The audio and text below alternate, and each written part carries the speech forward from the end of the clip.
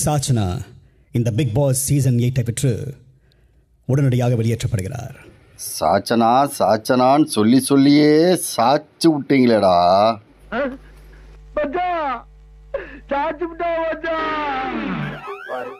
செய்யறதையும் செஞ்சு விட்டு குடிக்கிறத பாரு, திருவிழாவில காணாம போன புள்ள மாதிரி. ஐயோ கடவுளே கடவுளே. வணக்கம் நண்பர்களே, நான் உங்கள் ஆனந்த நாவுக்கரசு. இது பிளாக் பூனை சேனல். வழக்கம் போல பிக் பாஸ் வெறித்தனமான ஒரு ஆட்டத்தை ஆரம்பிச்சிருக்காரு. முதல் நாளே அனல் பறக்கக்கூடிய நிறைய விஷயங்கள் நடந்தது. ஆனா எங்க ஆட்டம் வெறித்தனமா இருக்கும்.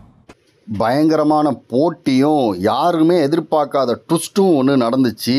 எல்லாத்துக்கும் மேலே மனசுக்கு ரொம்ப கஷ்டமான ஒரு விஷயம் நடந்தது உறவுகளே.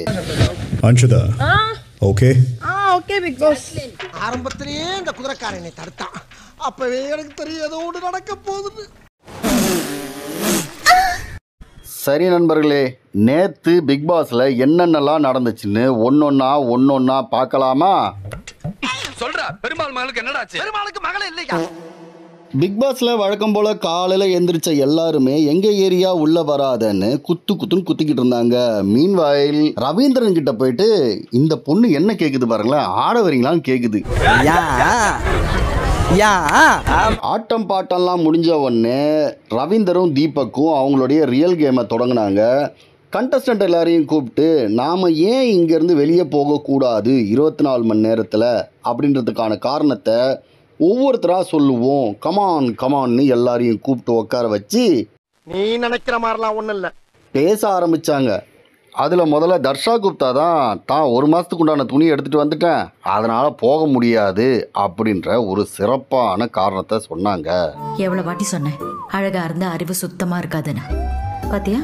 ஆனால் அதுக்கப்புறமா நான் அதை சும்மா விளையாட்டுக்கு தான் சொன்னேன் அப்படின்னு சொன்னதெல்லாம் தனி எஸ்டிடி. இப்படி ஒருத்தராக நாங்கள் ஏன் வெளியே போகக்கூடாதுன்னு சொல்லிக்கிட்டு இருக்கும்போது ஜெஃப்ரி மட்டும் அதை பாட்டாவே பாடி காமிச்சாரு. ஒரு காலத்துல எங்க வீட்டுக்குள்ள ஒரு வேலை சொத்துக்கே கஷ்டம். பாட்டாவே படிச்சிட்டியா? அப்ப நானும் இந்த டிஸ்கஷன் அப்போ ஆர்வக்கோளாராக இருந்த சச்சனா ஏதோ ஒன்று சொல்ல அதை மொத்த பூமர்ஸும் பிடிச்சிக்கிட்டு இல்லை நீ அழுவுற அப்படின்ற மாதிரி எல்லாம் சேர்ந்துக்கிட்டு அவங்கள சமாதானம் பண்ணுறன்ற பேரில் அப்போ சமாதானப்படுத்திட்டு நாமினேஷன் வரும்போது இதையே காரணமாக சொல்லி நாமினேட் பண்ணாங்க. அப்படி அவங்க என்னதாயா சொன்னாங்க? வந்து பாய்ஸ் யாருமே பண்ணக்கூடாது, கேர்ள்ஸ்னா நம்ம பக்கம் யாராவது ஒருத்தர் வெளில போகணும்ல, அந்த ஒருத்தர் நான் இருந்துக்கிறேன், அது நான் 24 ஹவர்ஸ்ல வெளில போய்க்கிறேன் அப்படின்னு இந்த பொண்ணு சொன்ன இந்த ஒரே ஒரு ஸ்டேட்மெண்ட்டை காரணமாக வச்சு எல்லாருமே இந்த பொண்ணுக்கு எதிராக ஓட்டுகளை குத்துன்னு குத்துனாங்க.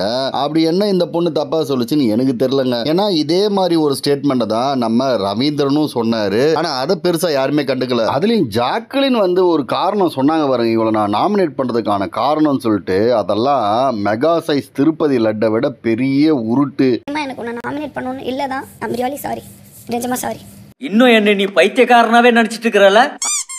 ஏன்னா இவங்க நாமினேட் பண்ணுறாங்க, எதுக்கு இத்தனை சாரி கேட்குறீங்க, எனக்கு பிடிக்கல நான் உங்களை நாமினேட் பண்ணுறேன்னு சொல்லிட்டு போக வேண்டியது தானே. அதை விட்டுட்டு என்னென்னவோ பேசிக்கிட்டு பார்க்கவே ரொம்ப தற்குறித்தனமாக இருந்தது ஜாக்லின் பண்ணது எல்லாமே இந்த விஷயத்தில்.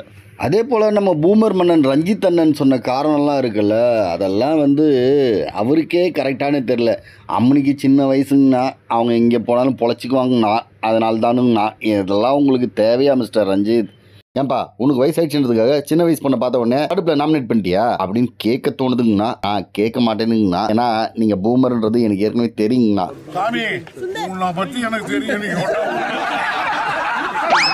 சாரிங்க, உங்ககிட்ட நான் பேசிக்கிட்டே கதையில் ரொம்ப முன்னாடி வந்துட்டேன். நம்ம தீபக்கும் ஃபேட்மேனும் ஆர்கனைஸ் பண்ண அந்த டிஸ்கஷன் பற்றி தான் பேசிகிட்டு இருந்தோம். அந்த டிஸ்கஷனில் எல்லாருமே அவங்கவுங்க பாயிண்ட்டை ரொம்ப ப்ரிசைஸாக தான் சொன்னாங்க, accept this fatman and the boomer. இவங்க ரெண்டு பேரும் என்ன சொல்ல வந்தாங்களோ அதை ஸ்ட்ரைட்டாக சொல்லாமல் சுற்றி வளைச்சி ரொம்ப நேரம் மொக்க போட்டு என்ன சொன்னாங்கன்னு எனக்குமே ஒன்றும் புரியல. உங்களுக்கு புரிஞ்சுதான் என்ன சொன்னாங்கன்னு கமெண்ட்டில் சொல்லுங்கள். எல்லாத்துக்குமே இருக்குன்னு சொல்லுவேன், எல்லாத்துக்குமே இருக்கு.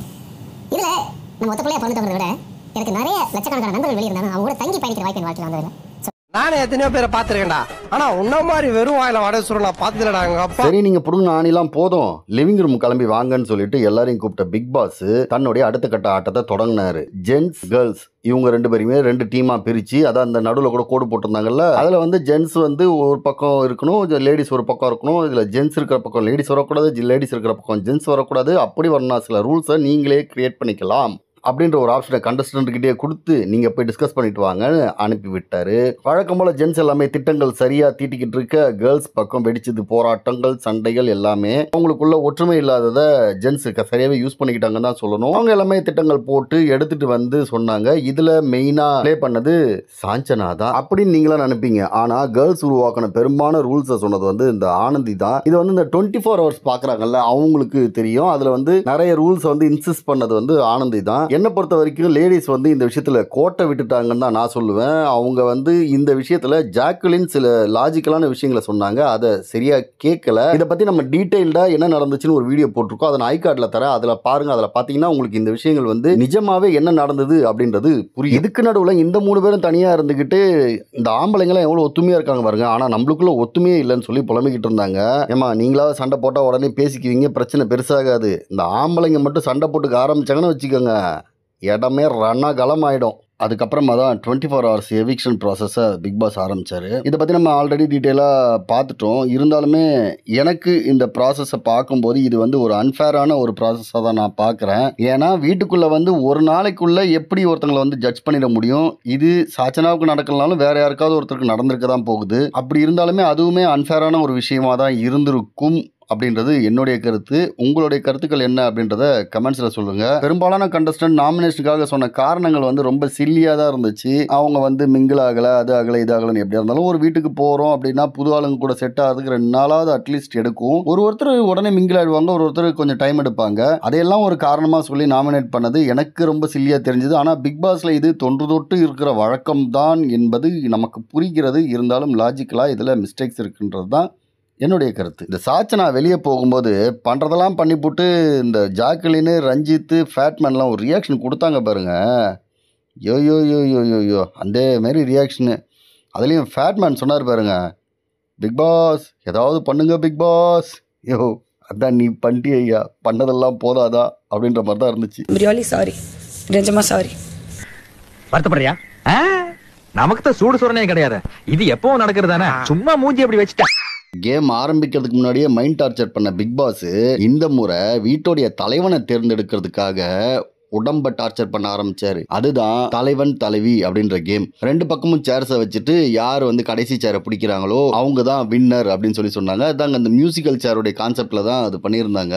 இந்த கேம் அப்போ பலவிதமான கலைவரங்கள் நடந்துச்சு. சில பேருக்கு பேக் சீட் அடிபட்டுச்சு. இந்த ஆள் வேற குறுக்கால என்ன பண்ணிக்கிட்டு இருக்காருன்னு தெரியல. யோ மிலிட்ரி நீ என்ன பண்றீங்க அப்படின்ற மாதிரி தான் இருந்துச்சு. கடைசியா தர்ஷிகா அந்த போட்டியில வின் பண்ணாங்க. அந்த போட்டியில அவங்க ரொம்ப நல்லாவே விளையாடினாங்க. 2வது நான் இந்த விஷயத்துல பாசிட்டிவா பார்க்கறது என்னன்னா, இந்த போட்டியில எல்லாருமே பாசிட்டிவா தான் விளையாடினாங்க. ஜாக்லினை தவிர அவங்க தான் நடுவில் போங்காட்டெல்லாம் நிறைய ஆடிக்கிட்டு இருந்தாங்க. அது மட்டும் இல்லாம தர்ஷிகா வின் பண்ண உடனே எல்லாருமே பாசிட்டிவா தான் இருந்தாங்க. யாருமே கோவப்படவோ இல்லைன்னா வந்து எதுவுமே இந்த தடவை நடக்கல. இதெல்லாம் கண்டிப்பா அடுத்தடுத்து நடக்கும் அப்படின்றது எல்லாருக்குமே தெரியும். அண்ட் ஃபைனலி எவிக்ஷன் ப்ராசஸ்க்கான நாமினேஷன் ப்ராசஸ் ஸ்டார்ட் ஆச்சு. உள்ளொன்று வைத்து புறம் பேசும் மக்களுக்கு இடையே புறம் ஒன்று வைத்து உள் சென்று புறம் பேசும் மக்கள் போக ஆரம்பிச்சாங்க. சூப்பரா பேசுறேன்ல. ரூமுக்குள்ள போக ஆரம்பிச்ச மக்கள் ஒவ்வொருத்தரும் தங்களுடைய வன்மங்களை கக்க ஆரம்பிச்சாங்க. இதுல ஒன்னும் ஸ்பெஷலா சொல்ற அளவுக்கு ஒண்ணுமே இல்லைன்னாலுமே எனக்கு ஸ்பெஷலா பட்டது ஜாக்குலின் வெர்சஸ் சுனிதா. அவங்க 2 பேருக்குள்ள ஒரு ரைவல்ரி இருந்துட்டே இருக்குது. இது என்னைக்கு வெடிக்கும்னு தெரியல. அதுக்கப்புறமா எல்லாருமே ரவீந்திரன் மேல இருக்கிற அக்கறையில அவரை நாமினேட் பண்ணது தான் நம்மளுக்கு ஒரே காமெடியா இருந்துச்சு. ஏன் அவருக்கு இந்த கேமுக்கு வரும்போதே தெரியாது அதுல டஃப்பாலாம் இருக்கும், அவர் நான் பார்ட்டிசிபேட் பண்ணுவேன்னு தெரிஞ்சுதானையா வந்திருக்காரு. அவர் மேல என்ன உங்களுக்கு அக்கறை வெண்ண, அவரை வேற நாமினேட் பண்றீங்க. அது வேணாம், டஃப்பான கண்டஸ்டன்ட், அதனால வேணான்னு சொல்லி நாமினேட் பண்ணுன்னு சொல்லிட்டு போங்க. அவரால் விளையாட முடியாது, அதனால அவர் வெளியே போகணும். என்ன ஒரு அக்கறை மக்களுக்கு. இப்படியாக 5 பேர் நாமினேட் ஆக பிக் பாஸும் இனிதே முடிந்தது. நம்மளுடைய வீடியோவும் இனிதே முடிவுக்கு வந்தது. இந்த தடவை வீடியோவை ரொம்ப ரொம்ப கம்மியா சின்னதா கிறிஸ்பா பண்ணியிருக்கோம். இது உங்களுக்கு பிடிச்சிருந்தா கமெண்ட்ல சொல்லுங்க. இந்த வீடியோவுக்கு ஒரு லைக்கை போடுங்க, உங்க நண்பர்களுக்கு ஷேர் பண்ணுங்க. வியூஸ் அதிகமாக வர வரதான் நம்மளுக்கும் வீடியோ பண்றதுக்கு ஒரு ஆர்வம் இருக்கும் நண்பர்களே. அடுத்த வீடியோவில் சந்திப்போம். நன்றி, நமக்கம். பிக் பாஸோடைய லைவ் அப்டேட்ஸ் தெரியணும்னா நீங்கள் கண்டிப்பாக சப்ஸ்கிரைப் பண்ணி வச்சுக்க வேண்டியது பிளாக் பூனை.